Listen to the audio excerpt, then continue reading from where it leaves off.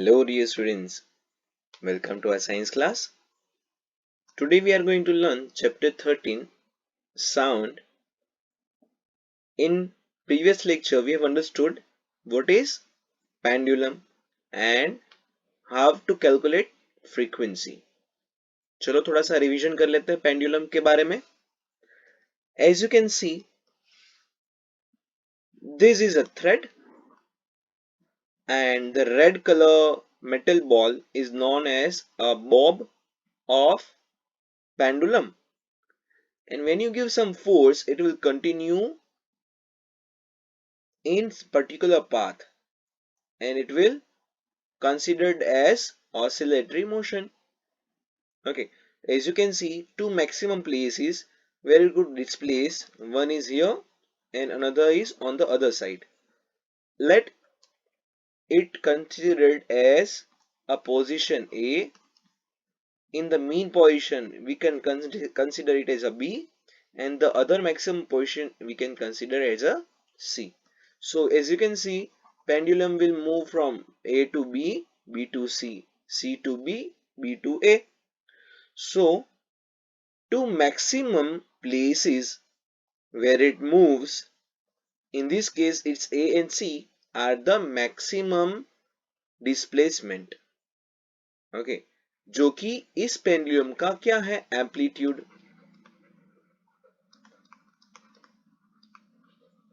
Okay, अगर आप pendulum अच्छी तरह से पढ़ोगे तो आपको साउंड वेव्स कैसे वाइब्रेट करते हैं तो वो भी समझ में आ जाएगा. तो स्टूडेंट्स, यहाँ पे हमने क्या पढ़ा कि पेंडुलम जितना आप उसके ऊपर फोर्स लगाओगे वो उतना ही वाइब्रेशन ज्यादा करेगा और उसका एम्पलीट्यूड हम ज्यादा कंसीडर करेंगे. ओके, तो अभी हम फ्रीक्वेंसी के बारे में बात करते हैं. What is frequency? A frequency of an oscillating particle in a total number of oscillation made by particle in 1 second. It means एक सेकेंड में पार्टिकल कितने टाइम्स वाइब्रेट करेगा उसको हम क्या बोलते हैं, फ्रीक्वेंसी. मान लो ऑसिलेशंस काउंट करे, जैसे कि उसने 20 ऑसिलेशन किए कितने टाइम में, in only time equals to 1 second. So अगर इसकी हम फ्रीक्वेंसी फाइंड करें तो it will be frequency equals to oscillation upon time. ये इसका फॉर्मूला है स्टूडेंट्स, जहां पे हम 20 अपॉन क्या करेंगे, 1 सेकेंड रखेंगे. तो यहाँ पे आंसर तो 20 अपॉन 1 विल बी 20 और इसका unit capital H small Z है. ओके, जिसको हम हर्ट्ज बोलते हैं. तो इसका पूरा क्या होगा, 20 हर्ट्ज, जो कि उसकी एक फ्रीक्वेंसी है. वैसे ही आप मान लो यहाँ पे 200 ऑसिलेशंस लेते हो, सॉरी 2000 ऑसिलेशन लेते हो और टाइम मान लो आप 10 सेकेंड लेते हो. ओके, तो आंसर क्या आएगा, यहाँ पे देखो, यहाँ पे हम उसको बढ़ा के कितने कर देते हैं, 2000 टाइम 10 सेकेंड, 00 कट, आंसर आया 200 हर्ट्ज. तो इसका फ्रीक्वेंसी इंक्रीज हो गया क्योंकि हमने ऑसिलेशंस बढ़ा दिए. ओके, तो यहाँ पे आपको 200 हर्ट्ज मिला. तो ये है फ्रीक्वेंसी. ओके, जो कि एक सेकेंड में कितने ऑसिलेशंस होते हैं वो दिखाते हैं.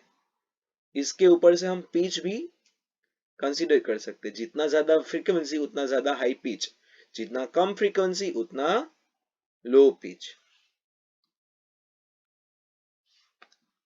Now we are going to understand amplitude. Amplitude is a maximum distance traveled by oscillating particle.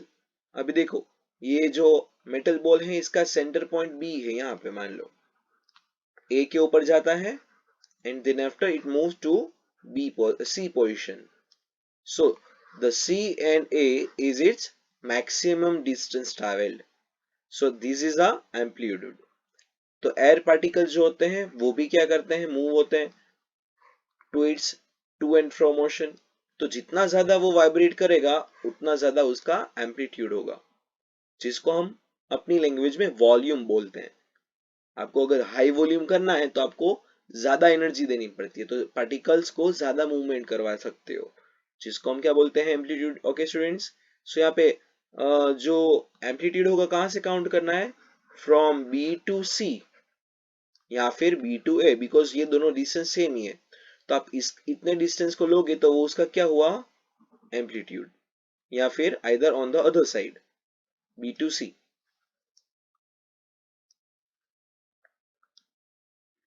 देखो ये एक बहुत ही अच्छा एक्सपेरिमेंट है जहां पे आप देख सकते हो बाय द टाइम जो प्लेन आगे बढ़ती जा रही है वो टाइम को रिप्रेजेंट कर रही है। तो by the time pendulum to and fro motion करता है तो उसकी वजह से एक वेव पैटर्न क्रिएट होता है। ओके, और ये जो वेव पैटर्न है वो एक पेंडुलम का है। तो यहाँ पे आप देख सकते हो एम्पलीट्यूड कौन सा हुआ, जो इसका ये सेंटर लाइन है उससे यहाँ तक का जो डिस्टेंस होता है उसको हम उसका एम्पलीट्यूड बोलते हैं। और फ्रीक्वेंसी किसको बोलते हैं कि एक सेकेंड में ये कितने वेव्स क्रिएट करता है। ओके, तो वेव को कैसे कंसीडर करेंगे, मान लो ये ग्राफ है जहां पे वेव्स क्रिएट होते हैं इस तरह से, और इतने वेव्स कितने सेकेंड में क्रिएट किए उसने, 1 सेकेंड के अंदर। देखो यहाँ पे काउंट करो, इसका मीन पोजीशन यहाँ पे क्या लिया था हमने, बी, उसका top most A and side most C. So pendulum will go from B to A, then it comes back to B, move to C, and once again it will back to the B position। तो इसको हम one wave consider करेंगे। अगर आपको B से नहीं लेना है, मान लो आपको A से वेव लेना है, so you can consider from A to B, B to C, C to B, B to A।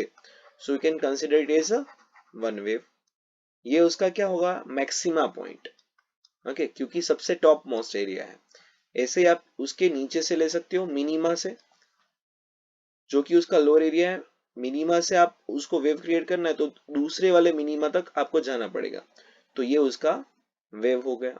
तो either you could take from maxima to another maxima, from minima to minima considered to be as a one wave, or you can take from its mean position which is B। तो यहाँ पे आपको minima और maxima दोनों को cross करके वापस B में आना पड़ेगा। ओके, तो इस तरह से हम एक वेव कंप्लीट हुआ ऐसा बोलेंगे। Okay students, now what is loudness of sound. Sound कब लाउड होगा ऐसा बोलते हैं। तो जैसे कि हमने अभी एम्पलीट्यूड के बारे में सीखा, जितना पार्टिकल ज्यादा वाइब्रेट करेगा, मान लो ये पार्टिकल की वाइब्रेशन है,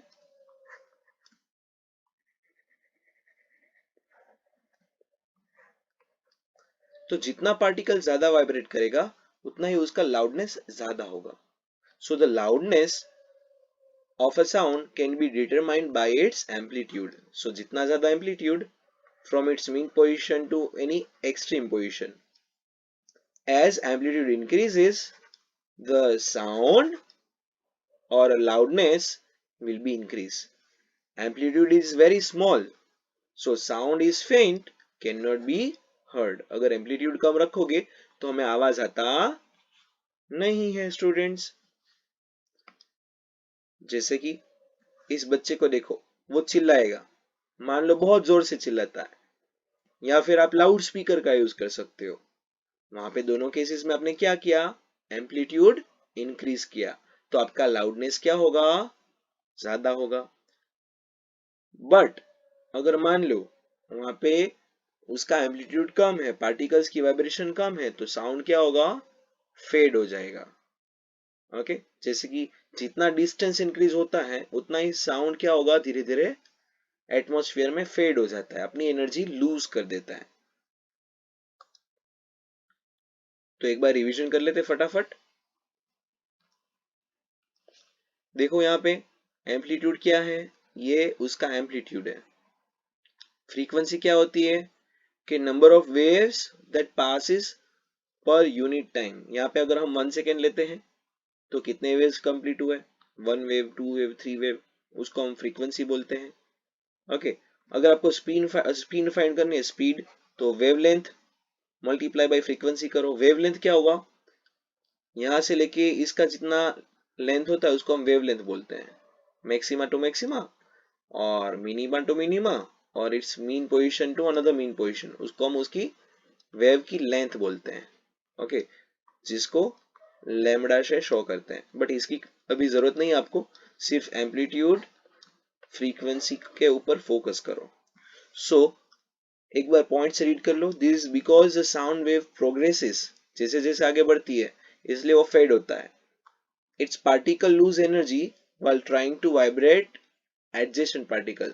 adjacent particle मीन्स एक पार्टिकल से एनर्जी दूसरे पार्टिकल के ऊपर शिफ्ट होती है, तब वो उस टाइम एनर्जी लूज कर देता है। तो ये पार्टिकल मान लो इतना वाइब्रेट होगा, तो दूसरा पार्टिकल उससे थोड़ा सा कम वाइब्रेट होगा, because it loses it's energy. As a result, the amplitude of vibrating particle decreases as the sound moves further, and so it becomes weaker and ultimately fades out. The distance covered by a sound wave depends on its loudness. Okay, वो कितना loud है और उसको हम measure करते हैं decibel से। Okay, capital जो कैपिटल बी सिंबल होता है वो किसके लिए है? साउंड को मेजर करने के लिए, जो कि सिर्फ बेल है, लेकिन वो साउंड बहुत ही कम होता है इसलिए उसको यूनिट डेसी से मेजर करते हैं। इसलिए हुआ क्या? Small D capital B. Okay, so students, I think यहाँ तक आपको अच्छी तरह से समझ में आ चुका होगा। नेक्स्ट टॉपिक में हम पिच ऑफ साउंड पढ़ेंगे।